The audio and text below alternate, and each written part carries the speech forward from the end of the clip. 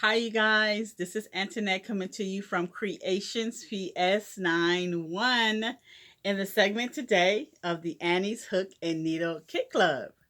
If you guys do remember what I showed you guys, what we're going to be making up last year, if you forgot, let me get it for you. It was these right here, and they are the colorful catch-alls. Um, Yeah. So we got a lot to talk about with these things right here, you guys. Um, so what I'm gonna do, we're just gonna jump right into this because I got a lot to say this time, okay? I'm gonna try to wrap it up as fast as I can. But I got some things to say. And I want to talk about with you guys. Okay, so the level I'm using, the if you see me looking down, my face is in the pattern. Okay. So the level of this was easy. And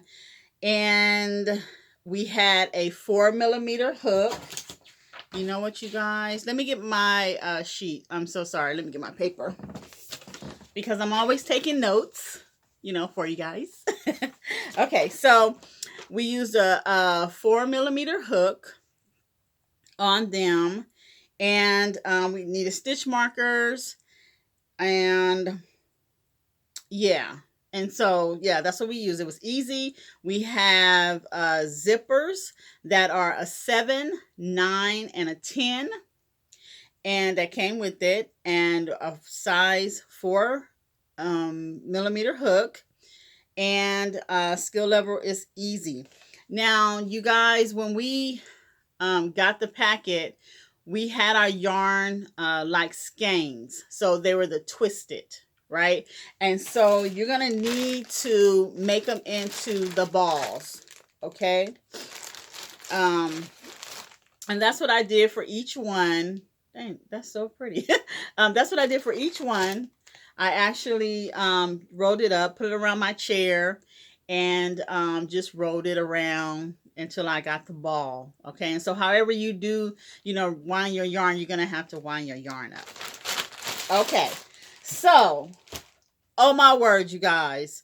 Okay, so as I start working this catch-alls up, I was working the very first one. And when I was working the first one, you guys, it did not look right to me. So I have it right here. Okay. This is it, and you can see it's not finished. Okay, there's a reason, and my camera is trying to catch that, but there is a reason why that this is not finished, because I was having, I'm trying to tell you, I was having some stuff with these catch-alls. In the pattern, which I'm going to grab again, in the pattern it states that this very first one, which is this one right here, is supposed to be 10 inches wide and 4.5 inches long. Okay, so that didn't happen. When I finished, this was only 11.5. Okay, so that was one of my dilemmas. Okay, now how is this going to be 10 inches when you want me to join it and all this? It's kind of small. It's not going to be 10 inches wide. So that was one dilemma that I was having. Okay, the second one that I was having was that. Okay, and so we're on this pattern, we are not working rows, it's working rounds. It's either rows or rounds. So when you guys see RND1, round one, row one, but they just use rounds this time, okay? Okay, so on the very first round one, as you guys can see, this is all marked up and everything because I was having some issues with this pattern.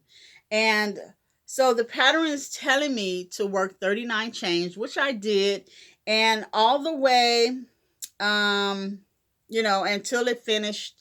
And that's what I did. And so as I was doing round one, I did the chains, I followed the instructions, and then it told me to change my yarn and do not join. And I'm like, okay, so we're not working in the rounds. Okay, which I thought I was. Because I read the pattern and I thought that's what it said. So when I went to round two, it's telling me single crochet in each single crochet around. Okay, so I'm thinking in my mind, how do I working around when you told me in round one not to join? Right? So I'm thinking, oh my word, like, and then wait. And then you guys, it tells me in round one, it states that as you working it, you're going to take your ends and take it up with you, you know, add them, you know, because usually when you're changing yarn, you know, you're taking your yarn with you, and it states that. Now, if I am, this is very puzzling to me, because if I have to take my ends and work them up in it, and you tell me don't join, so I'm thinking I'm just working back and forth like this. And then in round two, you state to me that I'm supposed to work in a round, right? So this was so frustrating. It did not make sense to me at all. Okay. So I proceeded with just going back and forth, back and forth. And as you can see, here's my ends. And this is me, my yarn going. I'm traveling with my yarn, you know, with it and everything. And so when I got to the end, it was not 10 inches long. Okay. So that was one of my dilemmas. Okay. And so now, I'm like, not freaking out or anything. I'm like, well, maybe there's something wrong with me, because we always have a tendency of blaming ourselves, right? So I'm thinking, well, maybe something is wrong with me. So what I do, I work up the swatch, okay? Just so I can just make sure. I actually worked this piece twice, just to make sure I was not doing it wrong. And I did a swatch, you guys. So I wanted to tell you guys, so this piece right here is 11, I wrote it down, 11 and a half long by 6 inches. Wide, 11 inches wide, 11 and a half inches wide, and 6 inches long. Okay, that's this piece. So then, like I said, I was working the swatch. This is the swatch, you guys. Oh my word. And so here's the swatch. And the swatch calls for 17 chains and 18 rows. That's exactly what I did. And it states that it is supposed to measure, the swatch is supposed to be 4 inches. Okay? This swatch is not 4 inches at all. Okay? So this swatch is 5 inches by 4.5. That's what this is. I did it twice. I did it twice, you guys. So I did it twice, and still it came out to be the same thing. Okay, so what do I do next? I call the company. So I call the company, and they just swoop. I did this on December 2nd. And so when I call the company, they give you that real fast email to state that, oh yeah, we're going to get back in contact with you, and you know, yada, yada, yada. And so it is next year, and I have not heard from them at all. And honestly, you guys, I'm not going to, I like my Annies, I'm not going to do anything, but by them being this company, I don't think that they're going to have anybody that's going to tell me how to work a pattern. I don't think they're going to do that. So I I I took the measurements, you guys, and this is what I did. Okay, so